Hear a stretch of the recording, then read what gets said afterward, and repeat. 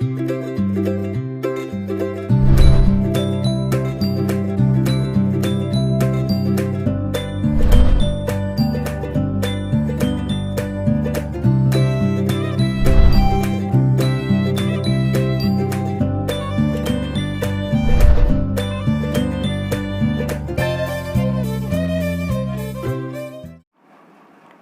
सनातन कुमार यादव कस्तूरबा गांधी बालिका विद्यालय पद्मा से class 10 biology. Chapter का नाम है नियंत्रण और समन्वय। इसके पहले भी हम बहुत सारे वीडियो कंटिन्यू देते आ रहे हैं और एग्ज़ाम के लिए जितने भी इम्पोर्टेंट क्वेश्चन है उसको हम कर रहे हैं। तो चलिए आज हम शुरू करते हैं। एक बार फिर शुरू करते हैं इम्पोर्टेंट क्वेश्चन। मधुमेह के कुछ रोगियों को चिकित्सा मतलब ट्रीटमेंट इंसुलिन का इंजेक्शन देकर क्यों की जाती है? समझिए, इस क्वेश्चन को पहले समझिए। मधुमेह एक बीमारी है जिसको हम लोग शुगर बीमारी कहते हैं, डायबिटीज़ कहते हैं इंग्लिश में, और बहुत से नाम से इसको जाना जाता है। तो मधुमेह एक तरह की बीमारी है जिसको हम लोग शुगर कहते हैं, आम भाषा में गाँव में कहते हैं डायबिटीज़ कहते हैं। तो जो शुगर का पेशेंट होते हैं, जो रोगी होते हैं यानी मधुमेह के, उनको इंसुलिन का इंजेक्शन लेना पड़ता है। क्या चीज़ का इंजेक्शन लेना पड़ता है? इंसुलिन का। ऐसा क्यों? यानी उन्हें इंसुलिन के इंजेक्शन लेने की सलाह दी जाती है डॉक्टर के द्वारा। ऐसा क्यों होता है? तो इसी आंसर को हम समझ रहे हैं, अपने स्तर से समझाएंगे, है ना। देखिए, इसके पहले हम कुछ पढ़ा चुके हैं कि इंसुलिन क्या है। इंसुलिन एक प्रकार का हार्मोन है जो हमारे बॉडी में जो अंतःस्रावी ग्रंथि है, पेनक्रियाज यानी कि अग्नाशय, उसके बीच में एक आइलेट ऑफ लैंगरहैंस यानी कि लैंगरहैंस दीपिकाएँ होती है, उसके द्वारा ये बनता है। अगर किसी कारणवश इंसुलिन का स्राव होना कम या बंद हो जाता है तो हमारे शरीर में शुगर का लेवल, शर्करा का लेवल बढ़ जाएगा और हमें मधुमेह बीमारी हो जाएगा। चलिए एक बार फिर से समझते हैं। मधुमेह के कुछ रोगियों को चिकित्सा इंसुलिन का इंजेक्शन देकर क्यों की जाती है? मधुमेह बीमारी का मतलब होता है डायबिटीज़, शुगर बीमारी। तो शुगर के जो पेशेंट होते हैं ना, उनको हम लोग इंसुलिन के इंजेक्शन देने की सलाह दी जाती है डॉक्टर के द्वारा कि आप इंसुलिन के इंजेक्शन लें तो आप ठीक ठाक रहिएगा। ऐसा क्यों? क्योंकि हम जानते हैं कि इंसुलिन एक ऐसा हार्मोन है जो हमारे ब्लड में शर्करा यानी कि शुगर का जो लेवल होता है, स्तर होता है, उसको कंट्रोल करके रखता है। और अगर किसी कारणवश इंसुलिन का स्राव अच्छा से नहीं बनेगा या बंद हो जाएगा तो इससे क्या होगा? हमारा बॉडी के ब्लड में जो है शर्करा यानी कि शुगर, उसका लेवल बढ़ जाएगा। और जब उसका लेवल बढ़ जाएगा तो हमें मधुमेह बीमारी यानी कि डायबिटीज़ यानी कि शुगर बीमारी हो जाएगा। इसलिए डायबिटीज़ बीमारी से यानी कि शुगर की बीमारी से यानी मधुमेह बीमारी से बचने के लिए डॉक्टर इंसुलिन का इंजेक्शन लेने के लिए सलाह देते हैं। चलिए आगे बढ़ते हैं।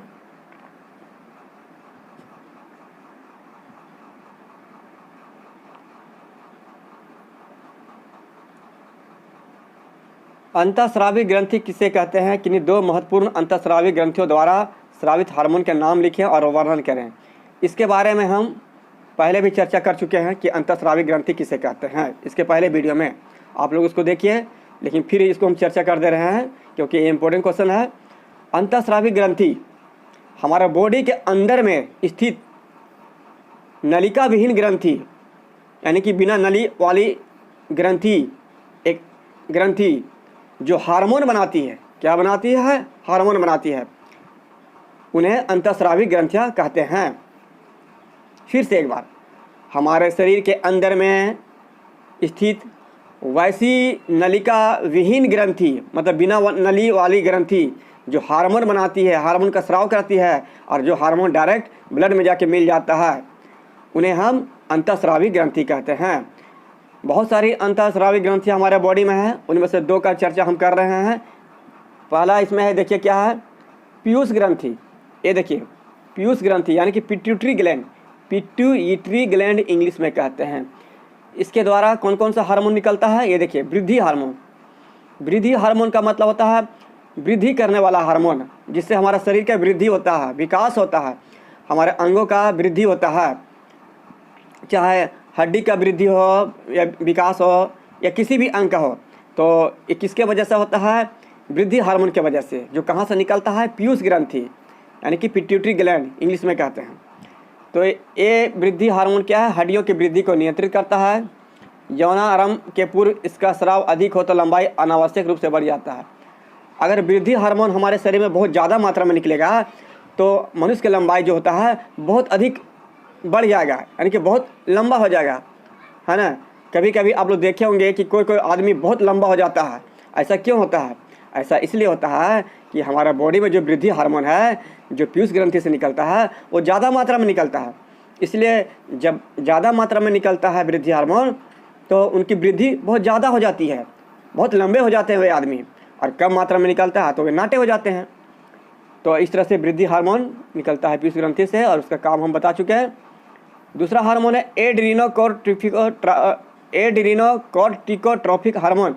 इसको इंग्लिश में शॉर्टकट में कहते हैं ACTH। ए से एड्रीनो, C से कॉर्टिको, T से ट्रॉफिक, H से हार्मोन इंग्लिश में कहते हैं। इसका शॉर्ट फॉर्म है। यह हार्मोन क्या करता है? एड्रिनल कॉर्टेक्स के स्राव को नियंत्रित करता है। समझिए, हमारे बॉडी में एक और ग्रंथि है, अंतःस्रावी ग्रंथि, जिसको हम लोग बोलते हैं एड्रिनल ग्लैंड, जो किडनी पर पाया जाता है, दोनों किडनी पर पाया जाता है, दोनों किडनी पर। तो उससे तो ये क्या करता है? यह हार्मोन एड्रिनल कॉर्टेक्स, जो एड्रिनल ग्लैंड है, उसके कॉर्टेक्स के स्राव को एक कंट्रोल करता है। एड्रिनल जो ग्लैंड हुआ, जो किडनी पर पाया जाता है, तो उसके कॉर्टेक्स के स्राव को नियंत्रित करता है, यानी कि कंट्रोल करता है। आगे बढ़ते हैं। जनन ग्रंथि नियंत्रक हार्मोन। जनन ग्रंथि नियंत्रक हार्मोन, यानी कि जनन ग्रंथि को कंट्रोल करने वाला हार्मोन। यह हार्मोन क्या होता है? वृषण। वृषण मतलब टेस्टिज इंग्लिश में बोलते हैं।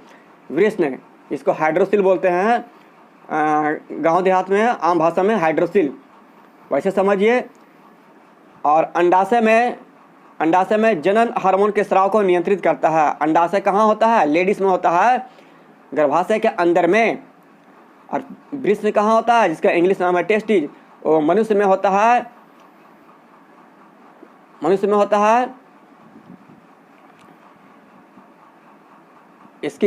इसको हम 9 क्लास में भी थोड़ा सा हम बता चुके हैं कि वृषण होता कहाँ पे है। इसको अंडकोश भी बोलते हैं, और अंडाशय लेडीज में होता है। तो ये हार्मोन क्या करता है? वृषण यानी कि टेस्टी और अंडाशय यानी कि ओवरी में जनन हार्मोन जो निकलता है, उसके स्राव को एक कंट्रोल करता है, नियंत्रित करता है। आगे है थायराइड उत्तेजक हार्मोन। थायराइड का नाम आप लोग सुने हैं। थायराइड ग्रंथि कहाँ होता है? गले में, गले के दोनों श्वास नली के अगल बगल होता है थायराइड ग्रंथि, यानी कि थायराइड ग्लैंड। तो यह हार्मोन क्या करता है? थायराइड ग्रंथि को उत्तेजित करता है, यानी कि थायराइड ग्लैंड है उसको उत्तेजित करता है, और हार्मोन को स्राव करने के लिए उसको उत्तेजित करता है। ये क्या काम है? थायराइड उत्तेजक हार्मोन जो है, ये थायराइड ग्रंथि जो गले में होता है दोनों ओर श्वास नली के अगल बगल, उसको उत्तेजित करता है और उसे हार्मोन निकालने के लिए उत्तेजित करता है। अगला है हार्मोन वैसोप्रेसिन हार्मोन। यह हार्मोन क्या करता है? जल संतुलन को कायम रखता है। हमारा बॉडी में जो पानी होता है, जल होता है, जो हम लोग पीते हैं, तो वो क्या होता है? उसके जल जो होता है उसको बैलेंस में रखता है। क्या करता है? बैलेंस में रखता है हमारा बॉडी में उसको। अगला क्या है? थायराइड ग्रंथि द्वारा स्रावित हार्मोन के कार्य। देखिए, पीयूष ग्रंथि से कितने हार्मोन निकलते हैं, उनका क्या काम है, वो हम बता चुके हैं। अब थायराइड ग्रंथि जो कि गले में श्वास नली के अगल बगल दोनों ओर होता है, तो उसके द्वारा कौन कौन से हार्मोन निकलते हैं और उनका क्या काम है, इसको हमको पढ़ना है। इनसे बहुत सारे हार्मोन निकलते हैं, तो उनके हम कार्य के बारे में यहाँ पढ़ रहे हैं, तो कार्य के बारे में हम चर्चा कर रहे हैं। तो थायराइड ग्रंथि से निकलने वाला हार्मोन जो क्या करता है? शरीर की वृद्धि के लिए आवश्यक है। ये थायराइड ग्रंथि जो है ना, यहाँ पे गले में दोनों ओर श्वास नली के अगल बगल, उससे जो हार्मोन निकलता है, जैसे कि थायरोक्सिन हार्मोन निकलता है और सारे हार्मोन निकलता है, तो वो शरीर की वृद्धि के लिए आवश्यक है। शरीर की वृद्धि के लिए आवश्यक है। आगे बढ़ते हैं।